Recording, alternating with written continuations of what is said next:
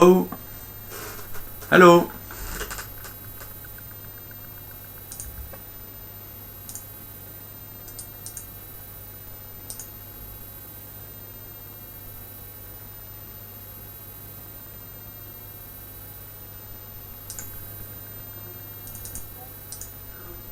Okay, it seems to work now, so I'll just go on. So this game is Arctic Adventure.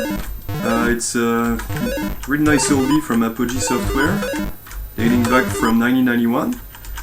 And our last stream that went on Sunday, we began the run of the first episode of this 4-episode game. Now we're just going to end it, hopefully. I just need to be able to get used to the game engine again, because it's really an old school, an old DOS game, so the game engine is rather unusual when you're used to modern stuff.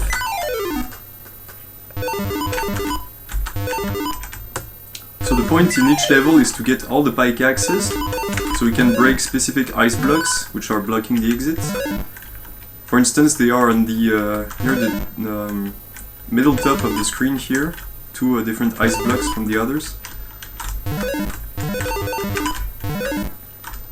But I'm kind of a completionist, so usually I get really greedy, and I really like to get all the bonuses everywhere, and this usually gets me killed.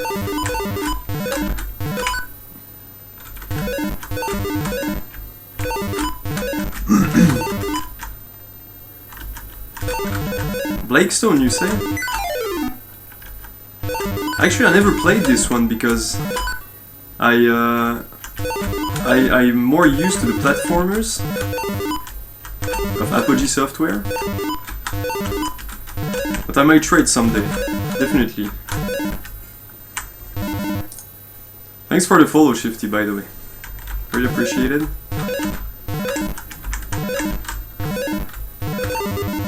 Okay, I got the first pickaxe. So this was my doom. Okay, I'm getting used to this game engine again, so I think things will get a little smoother. Hopefully.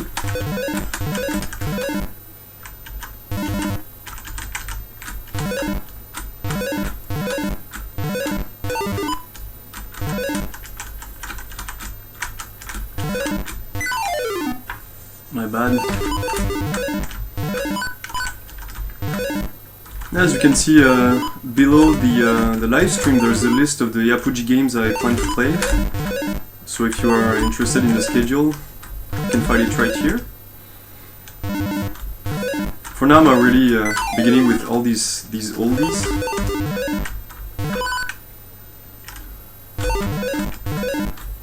Uh-oh, that was cool, really close.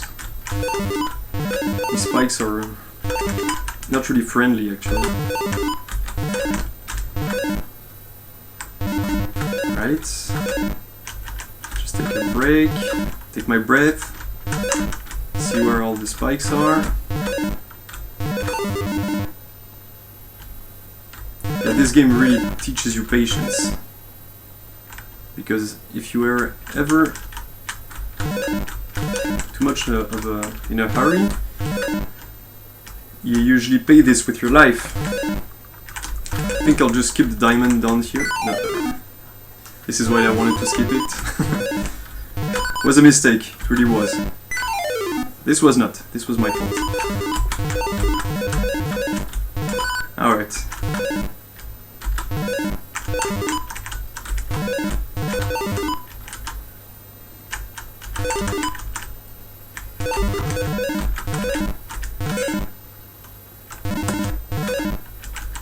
Okay, so the little pink stuff I can pick on the ground are kind of platform revelators. If any of you guys have played Sam's Secret Agent from Apogee as well, you might remember the googles. You could find googles in the different levels, and those Google revealed reddish platforms that granted you access to specific places in the levels, like really high bonus stuff and so on.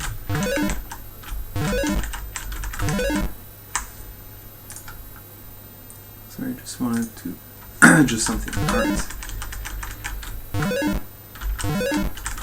Oh damn! I thought it was on the other. Yeah, because the ice blocks here are really slippery in this level, so I cannot take any pause. Because usually in the other levels, this is not the case. You can really just catch your breath and think of what you should do. Because this is actually a puzzle platformer game from Apogee. I would say kind of the first ones. Because sometimes you have to think in what order you should do stuff in different levels. It's not the case for this specific level because it's more skill based. As you can see, I'm not too skillful, so I die all the time. But hey, this is how you learn, right? Oh. No, I'm getting too greedy here. Okay. No.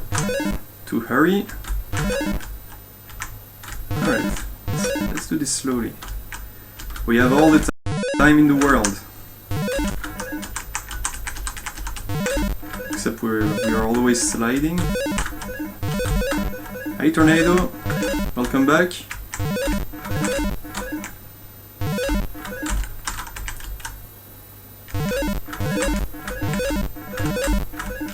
I would really love not to die. So I'll just throw myself in the spikes. No, that's not my first try. As usual, I need to die like 4 or 5 times in each level because I really appreciate the level. So here, if I ever the remaining ice block here, I can break it from below, just like in Mario Bros game. And if I ever do this right here, I need to die because I cannot reach the arrows, which are which is the exit. And what's really tough is that it's really block based.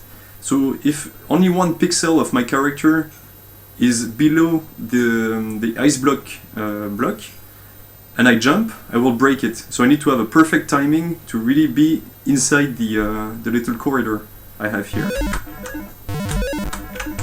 So I'll just try to do it from the right. So if I'm too far ahead, I'll just jump in the pinkish block and not destroy everything. Which is less... oh, here. Now I'm dead. Oh no, sorry, my bad. I didn't know I could jump three blocks above. Well, this is good news. Yeah, I need a boat to go in the water here. I read the story once, and the story said that I'm a kind of explorer which is seeking lost Viking treasures. And somewhere in the Arctic, like big Viking kings or I don't know what, killed burrowed their treasure here.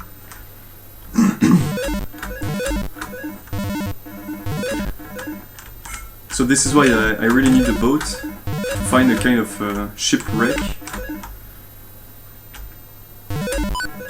Right.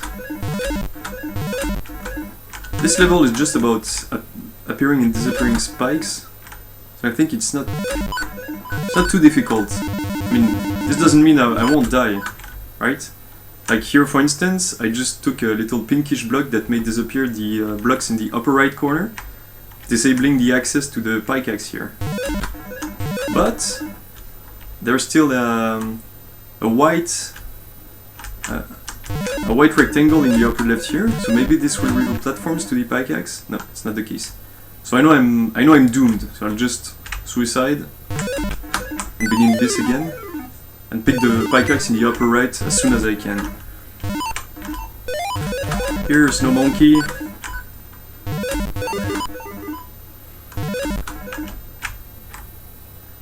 It's also a game where you have a limited amount of ammunitions.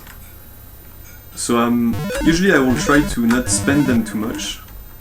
Because I don't know how I should pick that up. Because if I spend too much of my ammo, sometimes I can really get stuck in a specific level where killing a specific monster is mandatory. Maybe there's something I can still... Oh yeah, okay. I can grab it this way. Yeah. Good stuff.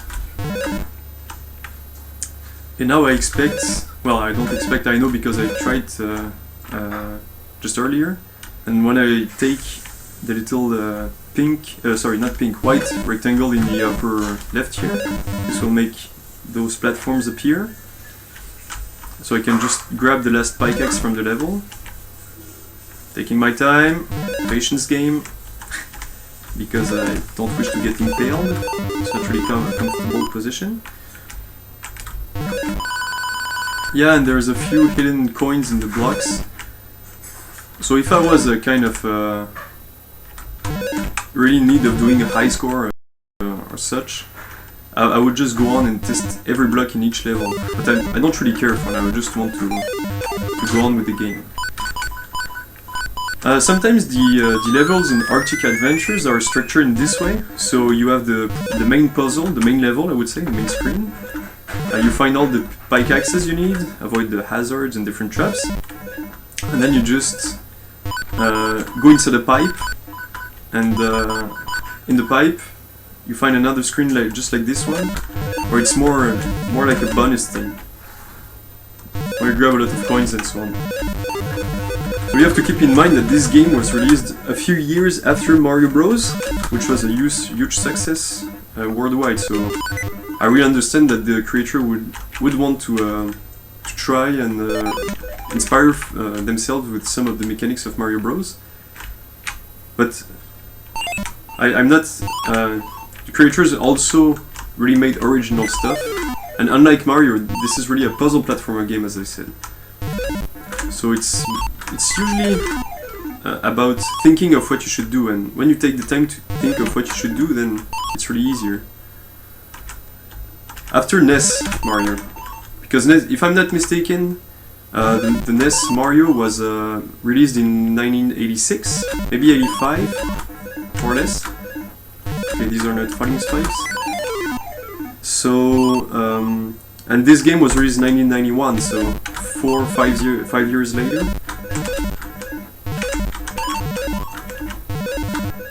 So if you mean the arcade Mario, by arcade Mario I mean you mean the one where Donkey Kong is at the top hurling barrels at you. I was not referring to this one. I was really referring to the first version on really the NES system. You need to get used to this little pixelish projectile again. It's really strange to jump over it, because if you jump in diagonal, you get killed. So you need to jump vertical and then move right when you're on top of it. And it's not really instinctive when you come from other platformers, like more modern ones. Alright.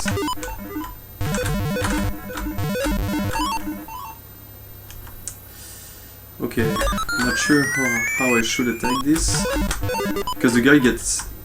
Okay, when I do nothing on those, he slides on the right,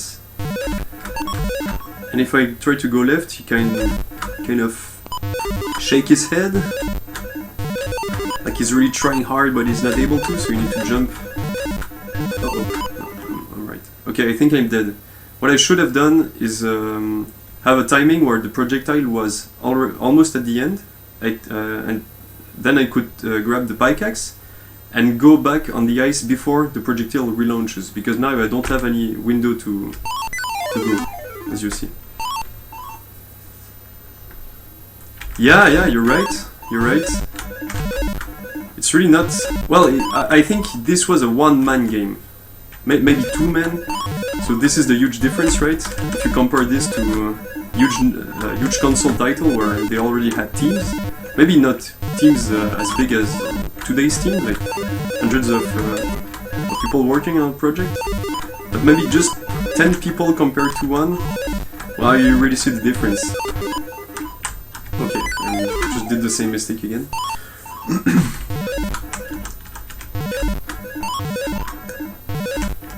This time I'll try to focus a little on this. If I don't get killed in the first volley. Ah, damn. Okay.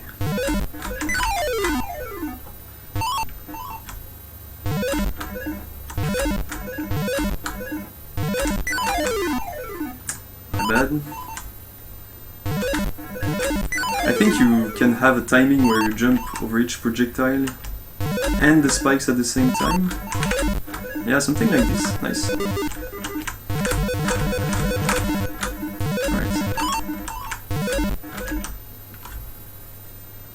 Okay, let's do this. I don't have any time when I get to the pickaxe.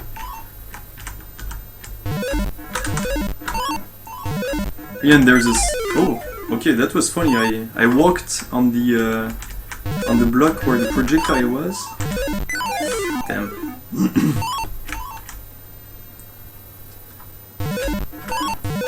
Alright.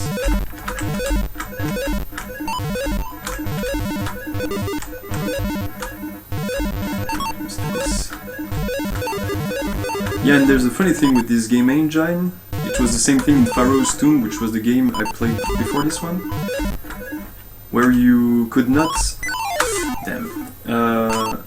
Not sorry. Where you needed time to recover from a jump. You can see the sprite. When I jump, the little character here kind of spread his legs, and when I hit the ground, the legs stay spread for like, I would say 1/4 of a second, maybe half of a second. And because of this, I cannot jump again, so I cannot jump quickly. Like in Mario, where you can just do multiple jumps. Ah, damn.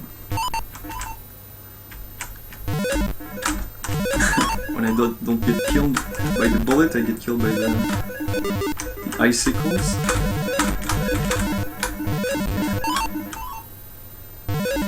Oh, wait! Oh no, okay. I think I can just go up here if I clear those two blocks, right? Ah no, maybe I can't, because I need to go on the left anyways. Forget what I said. 10k.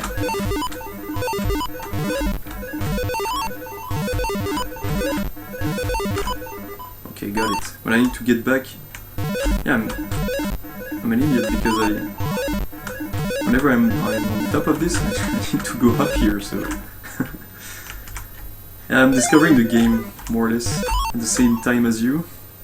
Yeah, those are huge snowballs. Sometimes they just pop pop up out of thin air and roll over in some definite platform, and bing, they just disappear. And you never knew what happened, but you just know that you cannot stay in the way of this. Okay, time to dig through the ice. Ah, damn. This is what I meant by taking his time in this game. The treasure was too appealing. Oops.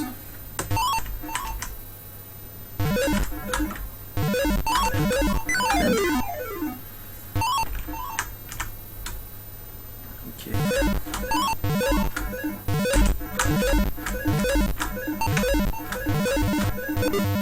Like I meant if I go do this, yeah, I cannot.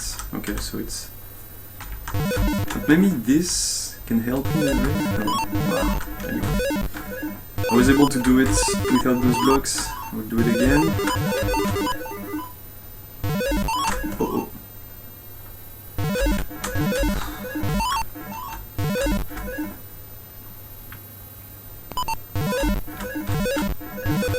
Alright. It's not bad. At least you learn how to play. Yeah, it's a little strange because the snowball, you can not walk on it, but be stuck by it when you're in the jump. And if you do not stay on it for too long, then it's okay, you don't get killed. But if you ever spend like 1/10 of a second with too much, and it kills you. I'm not quite sure I understand this specific game mechanic, but it's the rules and I don't want to get killed. Okay. Here's my treasure. I think I deserve it, right? Okay, here we go. One more level. So far so good. It's a little strange, this small map here, because since you don't see really far, you usually get stuck in corners, but yeah, at the time, when this was only a DOS game, I think it was like a game not even for Windows. Okay, this was done. I think this one was done as well, yeah. 13 on 20, and almost all the levels on the maps are done, so this means I should find the boat. Ah, here's the boat. I think it's the right below me. The pink triangle here. Pretty sure this is a boat. Where I can go and catch the Viking treasures. Uh-oh.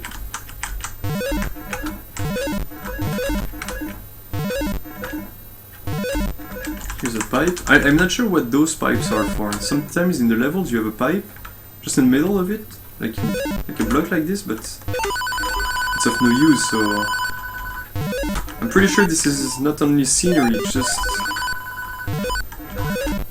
there's something I'm missing, but alright. K's never killed anyone. More K's.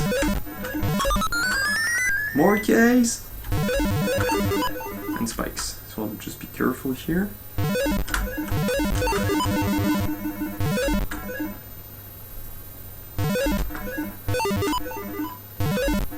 Okay. Now I can be on a boat. Just need to get to the exit. This is really troll because this will make blocks disappear. Okay, I wasn't sure if I needed to go up all through the 3 spikes here again or not. Only one. I've done it. Right. So yeah, as you can see, the levels are more or less difficult. They're really not the same. Maybe there's some kind of order on the map. I'm not sure, but oh, I'm on a boat. Alright. Now if you remember Commander Keen 4, you need to find a swimsuit and go in the water. This reminds me of this. Like, and when you find the swimsuit, the levels are a little more difficult. So it's a kind of way of separating the map in more easy level and more difficult levels.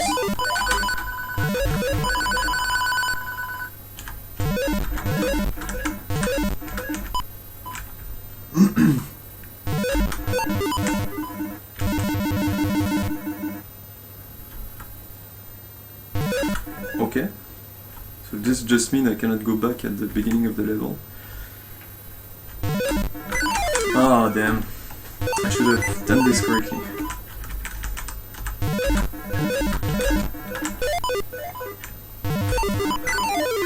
Here, that's what I was saying. You can, like, rebound on the snowball, but you cannot walk on it.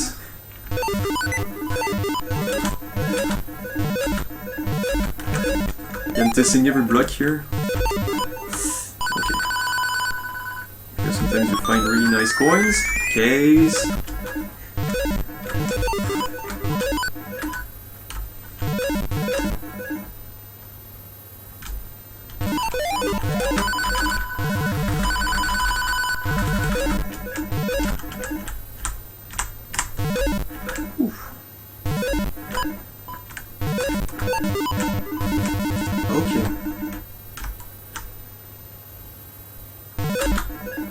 I'll try to not mess this up. And as I was explaining in the beginning, the block logic in this game is such that when you have the head of the spear here, which is like you have black. If you really look carefully at the block, the colliders surrounding the spikes here are not delimited by the graphics, but by some external boundaries. And if every one pixel of that black zone over here gets at this level, just one pixel above, then this whole block here kills you when you get through. So the colliders are really old school, and they're really hard to get used to. Another strange pipe. Okay, I'll take my time. One spike over here. You may notice I wasn't too greedy to take the coin here. My life is not worth 1 coin. It's worth 3. Alright.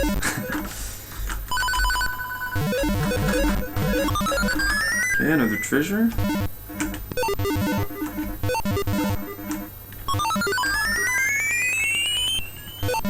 And a pinky.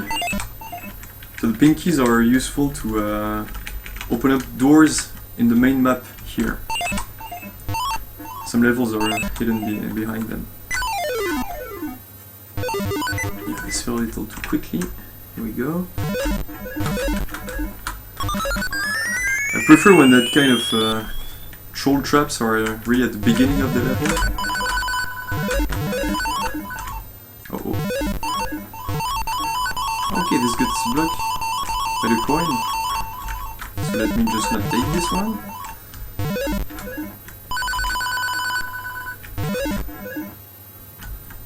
Okay, let's just... no. Trying to go fast didn't work.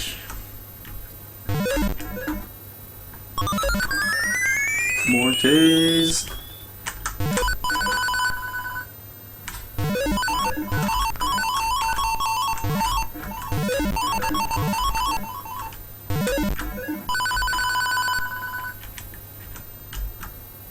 Okay, it triggers before I enter below it, so they're really actually quite easy to activate.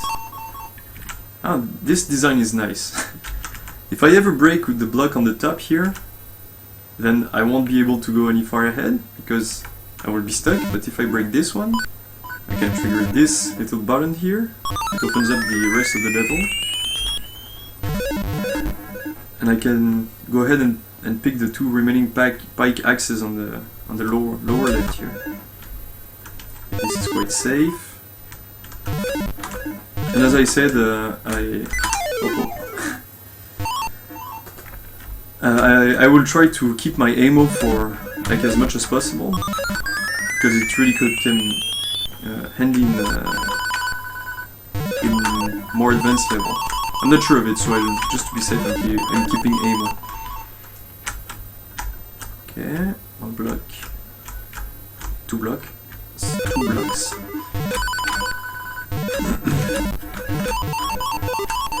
Pickaxe. Button zone. Treasure. Viking treasure. I'm sure there's a lot of gold in this. Ah, okay. I don't like pink monkeys. They're scaring me off, so I think it's really worth using ammo for these.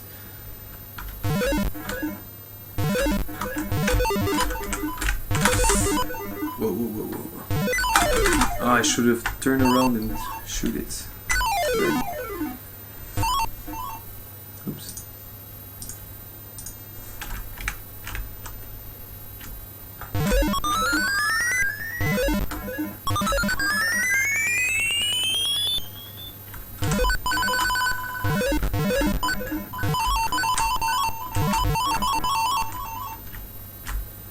Right.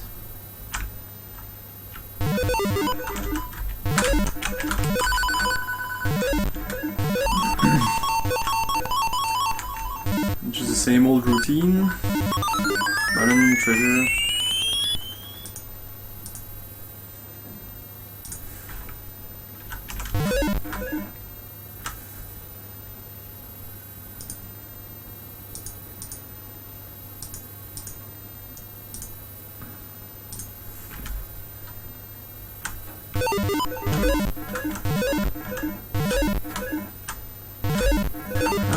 These ones are not slippery actually, so... Okay. Yeah, I'm not sure I want to grab the white button here. Ah, okay, well, yeah. The fact I needed to grab it. Because sometimes you don't know what effects buttons have, and you can really get trapped and just have to start over. Okay, here we go.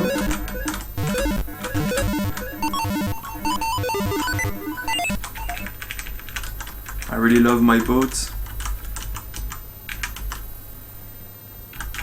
4 more levels and this episode will be over, so I can start episode 2. Really not sure how the design is different in the remaining episodes. Here we have a kind of hidden level. Oh wow. That's that pipe level. I guess I need to try all of those without getting impaled.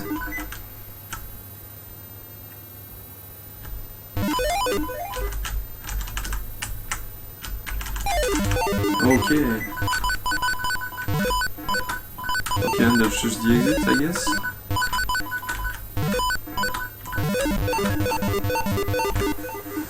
Not sure if I was lucky or just... or I'm just skipping a lot of stuff. But anyway, it's done. Right. Let's ride this way. Hey-ho, hey-ho. Ooh, this is a hidden river. Pretty sure there's something neat at the end.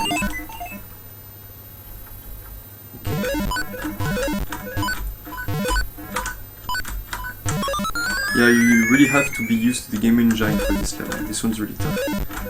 At the beginning here, if you're not used to the slippery and the jump recover and so on, you cannot just do it. Spikes over here.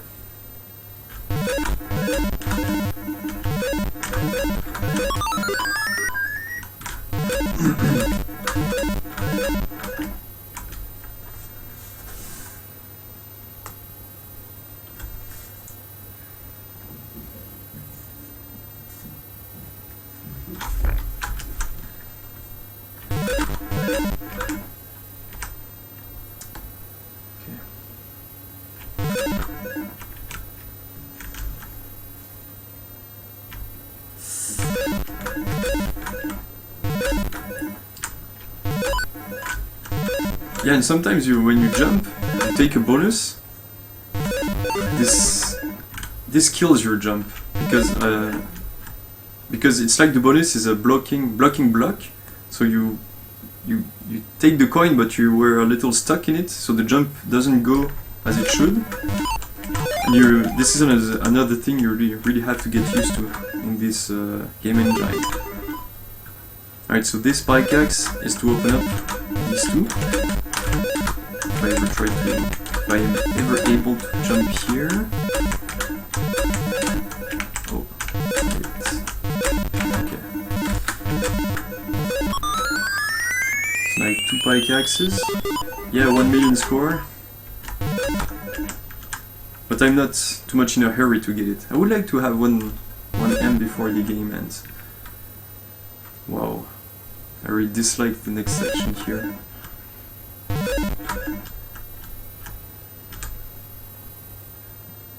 Okay. Nice. Yeah, and you can... the blocks are afraid of you, the moving elevators, so if you ever get in their way, they will just stop and go in the other direction, so you have to run after them. This is another strange feature for when you come from modern platformers. Right. So this was the end of the world level.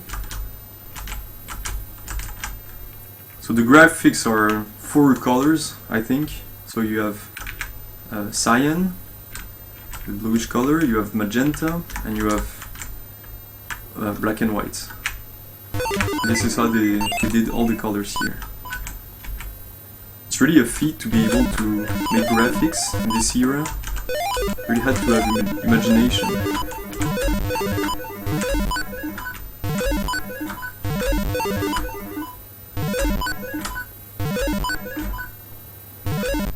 Okay, the pickaxe there is...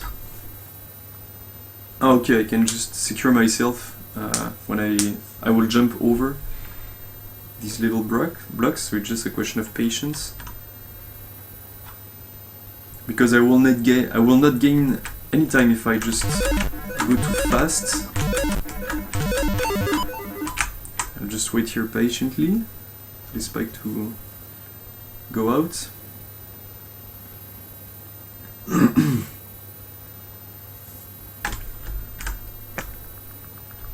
Okay, here we go. Here it is. Maybe I should have done this at the end, maybe not, because now I will surely get killed by another trap.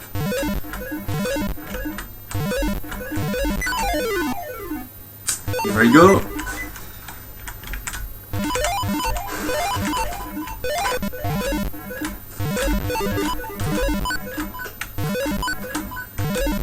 Another interesting feature in this game is that, as I said earlier, I think in the first run of the first episode, is that there are no lives, no concept of lives. So you can die as long as you want, as much as you want. It doesn't really matter.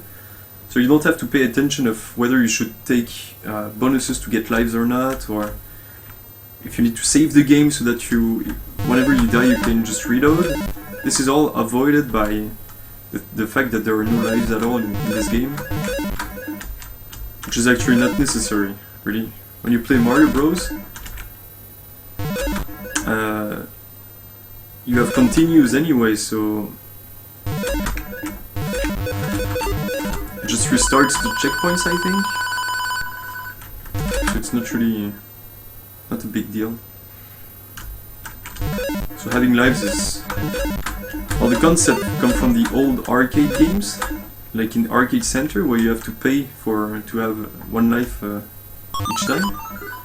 So if you remember the games were in demo mode, and there was written in the middle of the screen, insert coin, and whenever you inserted a coin, you bought a life, or maybe 30 seconds of game. And after that 30 seconds, if your score wasn't high enough, you have to pay more to continue. This was the kind of business models for these arcade games. Pretty. Okay, I need to really have a perfect timing here. Alright, I need to go back. At least I have my 25k.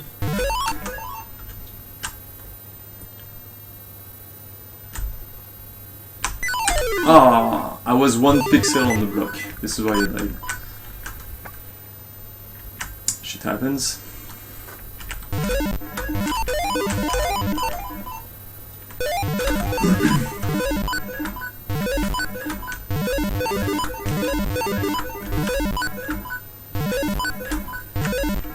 Yeah, but if you play alone, no one will notice.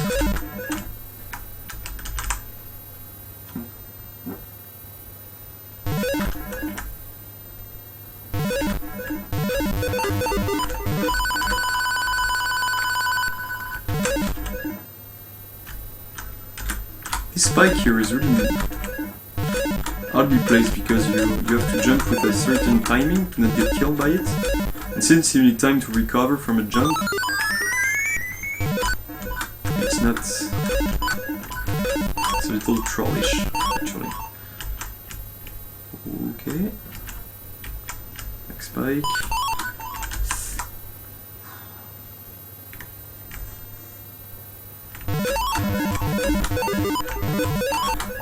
If you ever have 1 pixel of your boot in the wrong block, you get killed. Whew.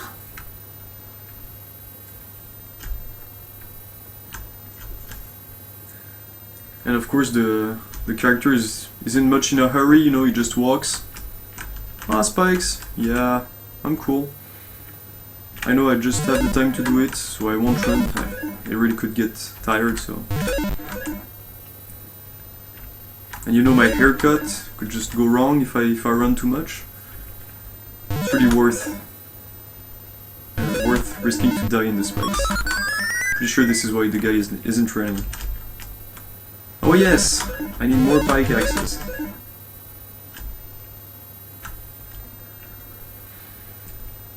So there's only 2 remaining hazards in this level for me. Hope I will not get killed by one.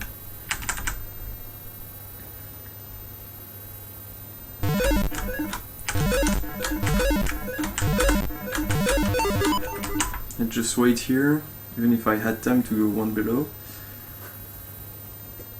It's not worth time to start over again.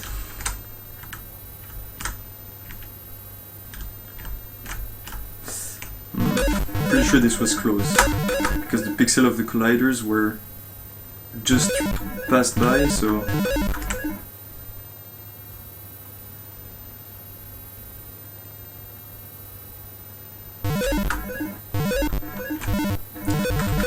Okay, this is it.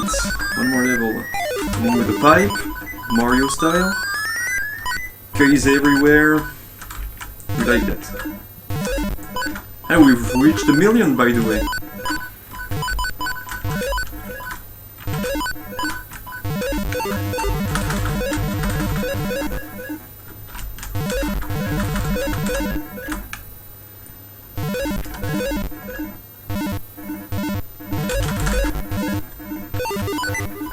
Ooh! After yet another cave, you sit down for a moment to rest and get warm. Suddenly the ground begins to shake. Small ice-covered boulders begin to roll down the sides of the caves, and as you are seeking cover, the earthquake leaves as quickly as it came. You remember seeing a cave earlier that had a blocked entrance. You wonder if the earthquake has uncovered it as you head towards the cave. Yeah, I know what this is. Somewhere in the sea here. I think it's this way. Like the cave just above me was entirely surrounded by blocks, so you couldn't get inside it. But now it's because I've completed 19 caves out of 20. So pretty sure this is the last level. Maybe you'll have a boss or something like this. This looks deceptively too easy. Something's wrong. Apart that there are 2 spikes in a row several times, so the probability of getting a pixel in the wrong place are really high. This one's good. I think I will get greedy on the right here, because even if it's 2 spikes, it's 2 treasures, so kind of worth it.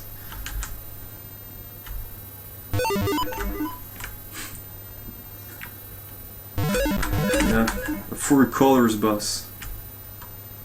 Really scary indeed.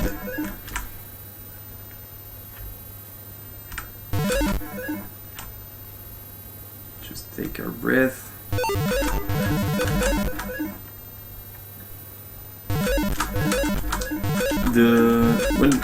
As you can see below, there are 4 ice blocks.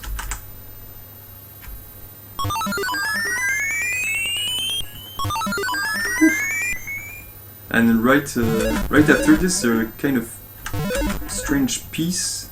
Maybe this is the treasure map. I think in the storyline, the Vikings that headed in the Arctic like lost a map towards a treasure, and this is the first part of the 4-piece map. So this is why there are 4 episodes in these games. Pretty sure at the end of each episode you find a map. A map like this one.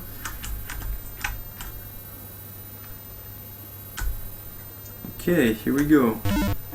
Ready to end the game. Ooh! You find a piece of the map. Yeah, that's it. Wow, impressive! The Viking treasure map.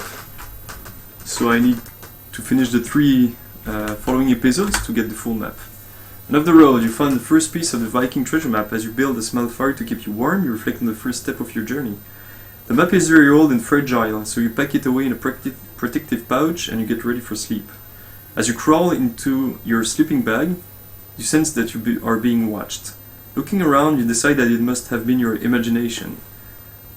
The torchlight was probably just flickering off the walls of the cave. You slowly fall asleep, with one eye open, and dream of what awaits you in the next step of your journey. Too bad Dr. Jones didn't come along. This is going to be one great adventure. What's in store for Nevada next? Yes, because our main character here is called Nevada Smith. It's a kind of blink to Indiana Jones, Nevada Smith. So I need to control Nevada Smith in the 3 remaining episodes in order to get the full Viking map. Can't wait to see what happens when I have all the 4 pieces of the map. So volume 1 is over. So I just launch the second